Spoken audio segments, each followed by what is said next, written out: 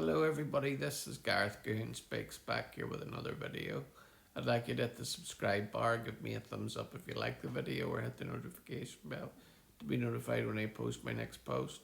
Or otherwise you can donate to my ministry and the charities that I support at garethcahoon3@gmail.com on PayPal. Or otherwise you can look me up on YouTube and like and subscribe there also, where you can see videos that are banned elsewhere. And also you can scroll down to the very bottom till you get to my created playlist, where you can watch the videos that I watch on a daily basis. This one here, Judeo-Christian isn't just theology, it's civilization. For years, no one had any problem with the term Judeo-Christian. Perhaps that was because for the last 80 years or so, the antagonism towards the Judeo part of the term was banished to the edges of mainstream society. Sadly, in recent years, the antagonism has rushed back into the mainstream, and with it, a discussion over the term Judeo-Christian. Controversy was sparked by a post on X by Christian apologist commentator Wes Huff. Wes wrote, "So much noise online regarding the term Judeo-Christian, guys. In academia, it's simple, the term that describes the combined corpus of Old and New Testaments, the Jewish heritage of the Hebrew Scriptures combined with the New Testament. That's it. I know you want there to be some conspiracy, but there isn't. That's the way we're using it. It has nothing to do with geopolitics or a one world order." The general response fell into two camps. First, there were those who affirmed the unique place that the Jews hold in God's redemptive plan for the world. They offered a myriad of verses that speak of the blessings that come to the Gentiles through the Jews. The second camp basically rejected the idea that there is anything special about the Jews. Even the Old Testament is decoupled from anything to do with Jews. The author of a preeminent book of Christian nationalism, Stephen Wolfe, framed it like this: "If everything properly Judeo is already found in Christian, and Christian contains additional content beyond Judeo, then why not just say Christian? Why say Judeo at all?" It is the second camp that seems to be utterly offended by including any reference to the Jews. This is the maximalist reading of the Old Testament, in which every major biblical character is a Christian, whether they knew it or not. It seems not too distinct from how Muslims claim Jesus as a devout Muslim. Supersessionism is rubbish regardless of whether it's Christian or Muslims who promote it. Wes Huff is also missing the point a bit too. The term Judeo-Christian is incredibly relevant to geopolitics. Western civilization is built upon the ideas derived from Athens, Rome, and Jerusalem. The nation-building part of the Bible is not the New Testament, it's the Hebrew Bible, with the exception of Matthew 22, verse 21, Romans 13, and 1 Peter 2, verses 13 to 14, and a handful of other verses. The bulk of the New Testament is about our relationship with Yahweh through His Son Yeshua Jesus, and our relationship with those around us. There's a reason so much of the great political philosophy of the Enlightenment comes after the Gutenberg Press made the whole Bible accessible to the average person. Suddenly everyone could read the Old and New Testaments.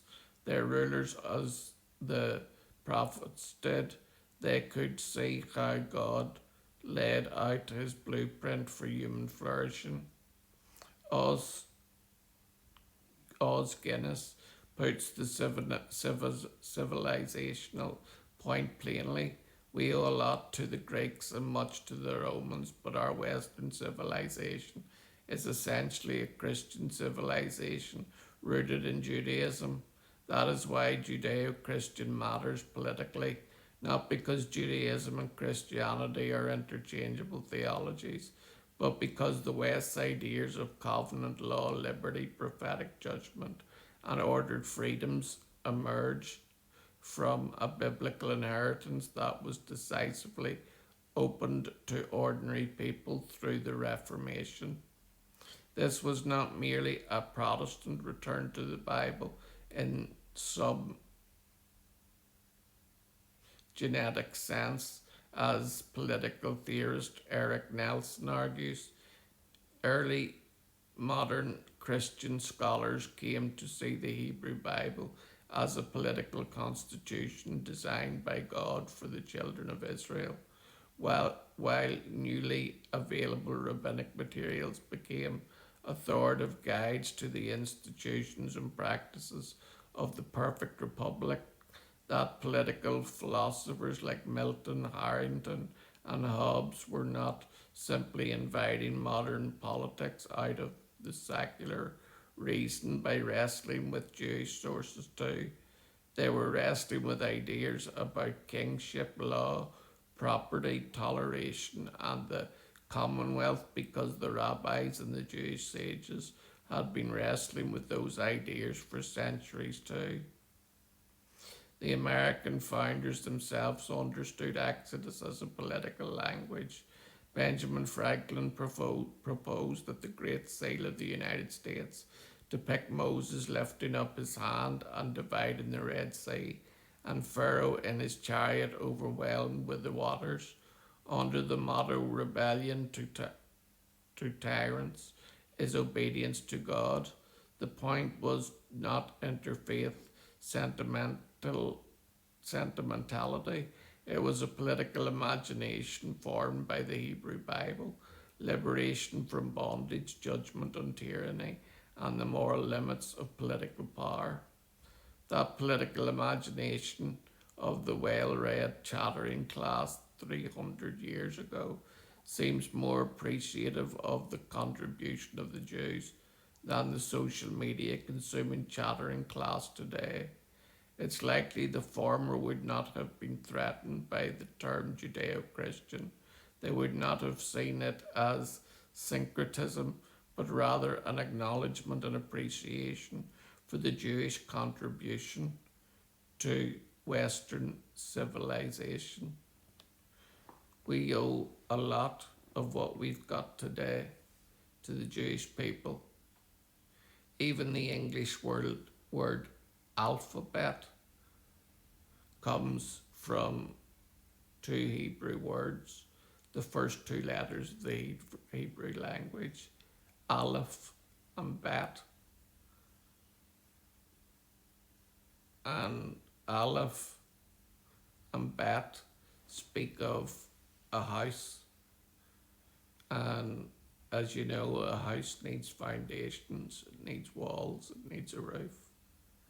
Just like the Judeo-Christian civilization needed walls and a roof and a chimney and windows and doors, and those were all added through the Judeo-Christian values that we uphold today: faith, family, and freedom,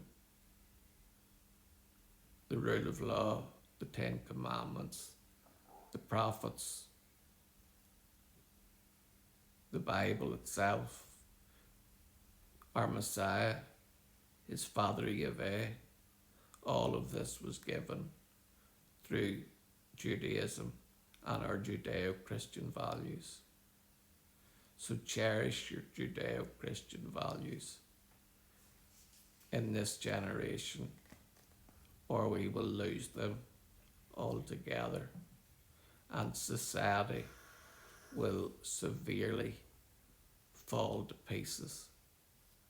Shalom, Maranatha.